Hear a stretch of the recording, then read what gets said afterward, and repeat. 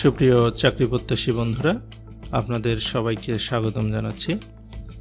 আজকে আমরা আলোচনা করব আর্থিক প্রতিষ্ঠান বিভাগ এর অফিস সহকারী কাম কম্পিউটার মুদ্রাক্ষরিক পদে 3 মে 2025 তারিখে যে পরীক্ষা অনুষ্ঠিত হয়ে গেল তার সম্পূর্ণ প্রশ্ন ব্যাখ্যা সহ সমাধান নিয়ে। এই পরীক্ষার পূর্ণমান ছিল 90, সময় ছিল 90 মিনিট। আমাদের channel job exam mate BD, আমাদের চ্যানেলে আজ থেকে স্বাস্থ্য সহকারীর অনলাইন কোর্স শুরু হতে যাচ্ছে।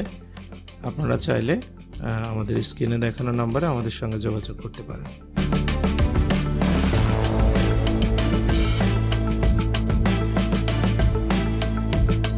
বাংলায় প্রথমে সন্ধি বিচ্ছেদ ছিল। প্রথমে ছিল ষষ্ঠ, এটা হবে ষষ্ঠ যোগ ধ। মনোযোগ, মনোবিসর্গ যোগ যোগ। উত্থান, এটা হচ্ছে উত যোগ স্থান। ব্যাকরণ, এর সন্ধি বিচ্ছেদ হবে বি যোগ আ যোগ ক্রি যোগ অন। আর প্রত্যাবর্তনের সন্ধি বিচ্ছেদ হচ্ছে পতি যোগ আবর্তন। 2 বলছে আমার সন্তান যেন থাকে দুধে ভাতে, কথাটি কে বলেছেন? এটা হচ্ছে ঈশ্বর পাটনের কথা। তারপরে বাংলা আধুনিক উপন্যাসের প্রবর্তককে বঙ্কিমচন্দ্র চট্টোপাধ্যায়।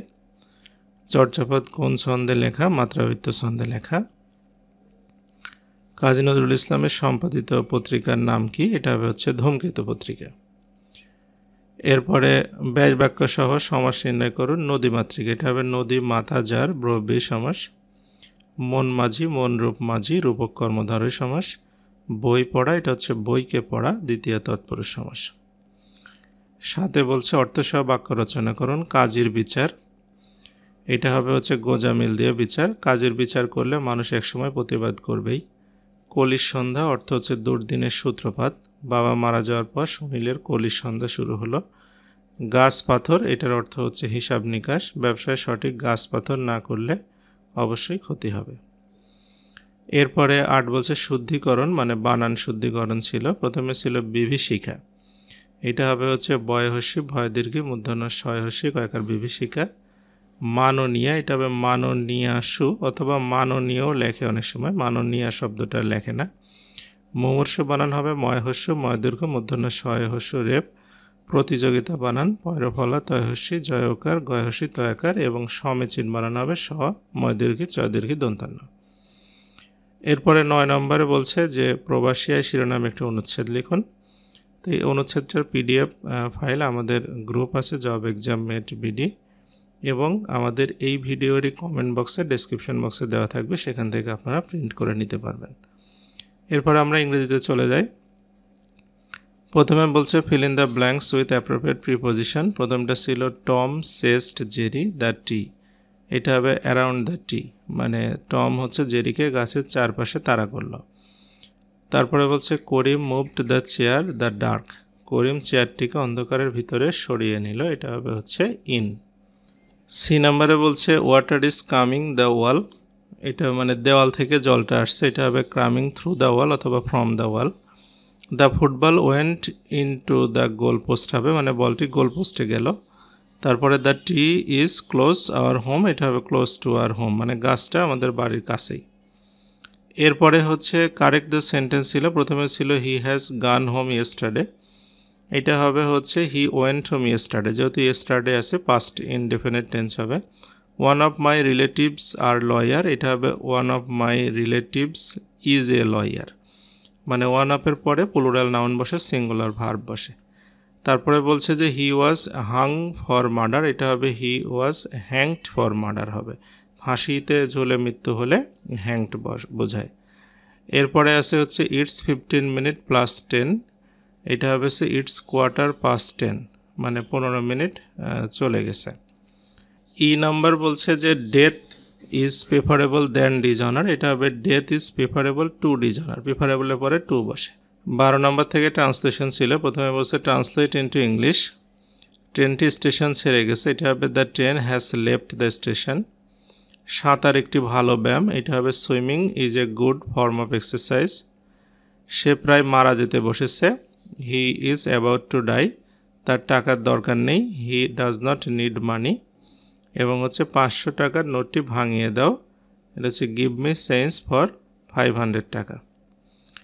এরপরে হচ্ছে ইডিয়মস অ্যান্ড ফ্রেজ ছিল। প্রথমে ছিল হচ্ছে আউট অফ ডেট মানে সেকেলে, the law is out of date now. তারপরে হোয়াইট এলিফ্যান্ট মানে অত্যন্ত ব্যয়বহুল কিন্তু অকেজ।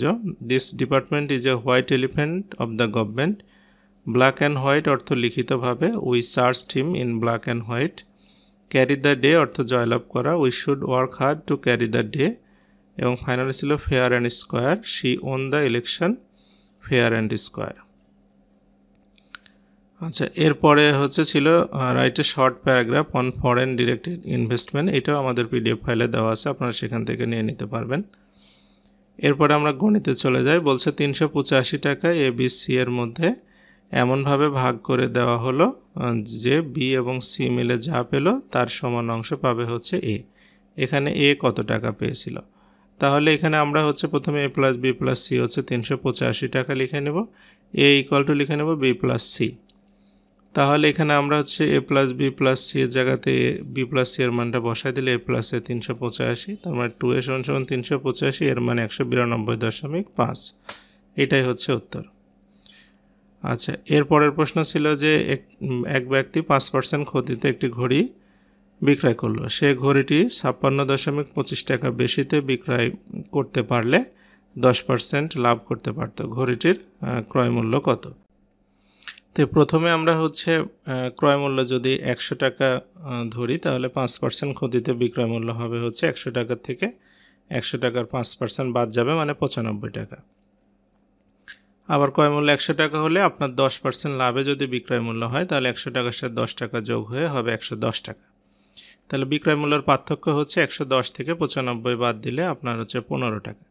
তাহলে বিক্রয় মূল্যের পার্থক্য যদি 15 টাকা হয়, তাহলে হচ্ছে আমাদের ক্রয় মূল্য হবে 100 টাকা। যদি পার্থক্য 1 টাকা হয়, তাহলে 100/15 টাকা। আর আপনার হচ্ছে 56.25 টাকা হলে 100 × 56.25 ভাগ 15, অর্থাৎ এটা হবে 375 টাকা। এটাই হচ্ছে উত্তর। এরপরে 17 নম্বর প্রশ্ন বলছে যদি m = 7 - 4√3 হয়, তাহলে √m + 1/√m এর মান কত? প্রথমে আমরা দেওয়া আছে m, এটা লিখে নিব। তাহলে 1/m লিখে নিব, 1/7 - 4√3। তাহলে এখানে আমরা হচ্ছে 7 + 4√3 দিয়ে উপর নিচে গুণ করে দেব, তাহলে হচ্ছে আমাদের নিচেরটা তখন চেঞ্জ হয়ে যাবে। তাহলে এখানে হচ্ছে উপরে 7 + 4√3 আর নিচে হচ্ছে 7² - 4√3, তারপরে হোল স্কোয়ার মানে a² - b² এর সূত্র হচ্ছে।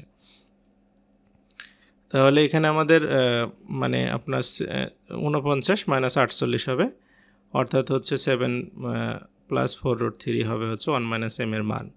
এখন এই দুইটা আমরা হচ্ছে যোগ করে ফেলবো, m + 1/m, 7 - 4√3 আর 7 + 4√3, 4√3 ক্যান্সেল হয়ে গেলে 14 হবে। এইবার আমরা হচ্ছে √m + 1/m হোল স্কোয়ারের সূত্র লিখব।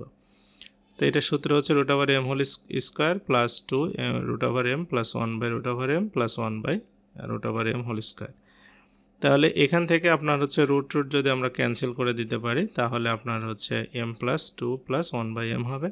m + 1/m এর মান হচ্ছে 14, সেটা নিয়ে সেখানে আমরা বসাবো। তাহলে হচ্ছে 14 + 2 মানে 16। তাহলে আমাদের √m + 1/√m এর মানটা হবে হচ্ছে 16-র উপরে আপনার রুট দিয়ে দেব, তার মানে হচ্ছে এটা হবে 4। এটাই হচ্ছে উত্তর। এর পরের প্রশ্ন বলছে দুইটি সংখ্যার গুণফল 40 এবং ভাগফল 5/2 হলে সংখ্যা দ্বয়ের যোগফল নির্ণয় করুন। তা আমরা মনে করি একটি সংখ্যা x, অপর সংখ্যাটা 40/x। কারণ গুণফল যেহেতু হচ্ছে 40, তাহলে হচ্ছে আপনার আরেকটা সংখ্যাকে আমরা যদি x দিয়ে ভাগ করি তাহলে আরেকটা সংখ্যা পেয়ে যাব। তাহলে এখন এই দুইটা সংখ্যার ভাগ করলে হবে 5/2, তার মানে 40/x / x = 5/2, তার মানে 40/x² = 5/2। তাহলে হচ্ছে আপনার 5x² = হবে 80, তাহলে x² এর মান হবে হচ্ছে 16, x এর মান 4। x এর মান যদি 4 হয়, তাহলে অপর সংখ্যাটা হবে 40/4 অর্থাৎ 10। তাহলে সংখ্যাদ্বয় যোগ করলে হচ্ছে আগেরটা 4 আর এটা 10 মিলে 14 হবে হচ্ছে উত্তর। এরপরে হচ্ছে সাধারণ জ্ঞান ছিল। বলছে গম্ভীরা কোন অঞ্চলের গান? এটা চাঁপাইনবাবগঞ্জ। জাতীয় যুব দিবস কবে পালিত হয়? 12ই আগস্ট। তারপরে বাংলাদেশের রাষ্ট্রায়ত্ত বাণিজ্যিক ব্যাংক কয়টি? 6টি। ওআইসি সদর দপ্তর কোথায়? এটা জেদ্দা, সৌদি আরব। ও নম্বরে ছিল জাতিসংঘের শরণার্থী বিষয়ক সংস্থার নাম কি? এটা হবে UNHCR, United Nations High Commissioner for Refugees. Tanguar Haor কোথায়? সুনামগঞ্জ। ওয়ারি বটেশ্বর কোথায়? নরসিংদী জেলার বেলাবতে। এসডিজির সূচক কয়টি? এটা হবে হচ্ছে 232টি। তারপরে জাতিসংঘের বর্তমান মহাসচিবের নাম কি? Antonio Guterres. বাংলাদেশের রাজস্ব নীতি কোন প্রতিষ্ঠান প্রণয়ন করে? জাতীয় রাজস্ব বোর্ড। আবার ইন্টারপোলের দাপ্তরিক নাম কি? International Criminal Police Organization. Fairfax কি? এটা মার্কিন যুক্তরাষ্ট্রের বেসরকারি গোয়েন্দা সংস্থা। ইন্দোনেশিয়ার মুদ্রার নাম কি? এটা হচ্ছে রুপিয়া। কোন উপজেলাকে চায়ের রাজধানী বলা হয়? শ্রীমঙ্গল। পৃথিবীর বৃহত্তম রেলপথের নাম কি? ট্রান্স সাইবেরিয়ান রেলপথ। এরপরে 20 নম্বর থেকে পূর্ণরূপ ছিল আইএমএফ, এটা হবে international monetary fund. BIDA BIDA, Bangladesh investment development authority. URL ছিল ইউনিফর্ম রিসোর্স লোকেটর। ডাব্লিউটিও হচ্ছে ওয়ার্ল্ড ট্রেড অর্গানাইজেশন এবং আইডিআরএ এটা হচ্ছে insurance development and regulatory authority. তো এই পর্যন্ত আজকে প্রশ্ন সমাধান ছিল। ভালো লাগলে অবশ্যই লাইক, কমেন্ট, শেয়ার এবং সাবস্ক্রাইব করবেন। সে আশা করে আজকের মতো শেষ করছি। সবাইকে অসংখ্য ধন্যবাদ।